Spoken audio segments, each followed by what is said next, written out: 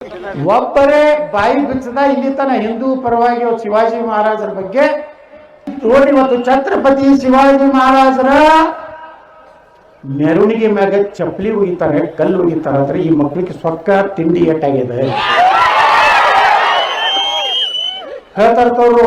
ಬಾಗಲಕೋಟ್ನಾಗ ನಮ್ಮನ್ನ 10 ಮಂದಿನ ಹಿಡಿದ್ರೆ ಹಿಂದೂಗಳನ್ನ 10 ಮಂದಿನ ಹಿಡಿಬೇಕೈತಿ. ಅದಕ್ಕೆ ಹಿಡಿಬೇಕು 10 ಮಂದಿಗೆ 10 ಮಂದಿ ಇವ್ರು ಈಕ್ವಲ್ ಮಾಡೋರು ಪೊಲೀಸರು.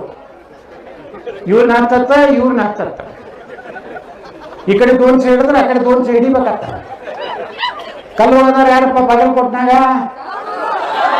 ಚಪ್ಪಲಿ ಹೋಗೋದಾರ ಯಾರು? ಆ ಮಕ್ಕಳು ಮಸೂದಾಗ 200 ಮಂದಿ ಕೂಟಿದಾರಲ್ಲ ಅವ್ರನ್ನ ಒದ್ದು ತಂದು ಒಳಗೆ ಹಾಕ್ಬೇಕು. ಈ ನಮ್ಮವ್ರನ್ನ ಅರೆಸ್ಟ್ ಮಾಡ್ಲಿಕ್ಕೆ ಅಡ್ಡಾಡಕತ್ತಾರ. ನಾ SP ಕೇಳಿದೆ ನಿನ್ನೆ, ಏನಿದು ನಾಟಕ ಅಂತ. 2 ದಿವಸ ಮಾಡೋರು ಓದ್ ಕೇಳೋಣ. ಹಿಂಗೆ ನೀನು ತಿಮ್ಮಾಪುರ ಹೇಳ್ಯಾನ, ನಮ್ಗೇನು ಗೊತ್ತಿಲ್ಲಾರಂತ ಗೃಹ ಮಂತ್ರಿ ಹೇಳ್ಯಾನ. ಅದು ಕೇಳಿದ್ರೆ ನಮ್ಮ ಗೃಹ ಮಂತ್ರಿಗಳಿಗೆ ಬಾಗಲಕೋಟೆಯಲ್ಲಿ ಗಲಾಟೆ ಆಗಿದೆ ಗೊತ್ತಿಲ್ಲ, ತುಮಕೂರಿನಲ್ಲಿ ಹೊಡೆದಾಟ ಆಗಿದೆ ಗೊತ್ತಿಲ್ಲ, ಗಾಂಜಾ ಅಫೀಮ್ ಹಿಡಿದಾರೆ ಮೈಸೂರಿನಲ್ಲಿ ಗೊತ್ತಿಲ್ಲ. ತಿಳ್ಕೊಂಡು ನಾ ಹೇಳ್ತೀನಿ, ಇದು ಗೃಹ ಮಂತ್ರಿ. ಒಬ್ಬರೇ ಬಾಯಿ ಬಿಚ್ಚದ ಇಲ್ಲಿ ತನ ಹಿಂದೂ ಪರವಾಗಿ ಶಿವಾಜಿ ಮಹಾರಾಜರ ಬಗ್ಗೆ ಚಪ್ಪಲಿ ಒಗೆದಿದ್ದು ತಪ್ಪು ಅಂತ ಹೇಳಿ ಒಬ್ಬರೇ ಲೀಡರ್ ಹೇಳೋದ?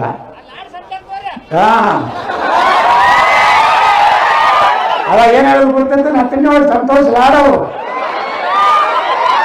ಛತ್ರಪತಿ ಶಿವಾಜಿ ಮಹಾರಾಜರಿಗೆ ಅಫ್ಜಲ್ ಖಾನನ್ನ ಹೆಂಗ್ ಹಿಡಿಬೇಕು ಅಂತ ಹೇಳಿ ಒಬ್ಬ ಮುಸ್ಲಿಂ ಗೈಡ್ ಮಾಡಿದಂತೆ. ಎಷ್ಟರ ನಾಚಿಕೆ ಮಾನ ಬಿಟ್ಟು ಅವತ್ತ ಮರಾಠ ಸಮಾಜದವರು ಆರತಿ ಬೆಳೆದ್ರು ಅವರಿಗೆ. ಕೈಗಿಳಿ ಅಂದ್ರು, ನಮ್ಮ ಸಮಾಜ ಮರ್ಯಾದೆ ಕೆಳಗಿಳಿದ್ವಿ. ಎಲ್ಲಿ ಶಿವಾಜಿ ಮಹಾರಾಜರಿಗೆ ಅಫ್ಜಲ್ ಖಾನ್ ಹೊಡಿಬೇಕಾದ್ರ ಅವ್ರ ಸೈನ್ಯದಲ್ಲಿ ಯಾವ್ದೊಂದು ಹೆಸರು ಹೇಳ್ಬಿಡ್ತಾರೆ. ಮೈಬೂಬ್ ಸಾಹೇಬ್ರು ಹೇಳ್ತಾರೆ, ಗೈಲೂರು ಸಾಹೇಬ್. ಅವ ಹೇಳತ್ತ ಶಿವಾಜಿ ಮಹಾರಾಜರು ಹಿಂಗೆ ಚುಚ್ಚಿದ್ರ.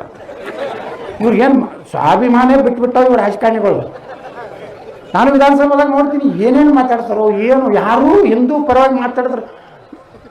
ಈಗ ನನಗೂ ಯಾರು ವಿಧಾನಸಭೆ ಒಳಗೆ ನಾ ಈ ಕಡೆಯವ್ರಿಗೂ ಬೈತಿರ್ತೀನಿ, BJP ಅವರಿಗೆ. ಯಾಕೆ ಸುಮ್ ಕೂತಿರೋ, ಹೆಗ್ನು ಕೂತಂಗ ಮಾತಾಡೋದಿಲ್ಲ, ಬೇರೆ ಮಾತಾಡೋದಪ್ಪ.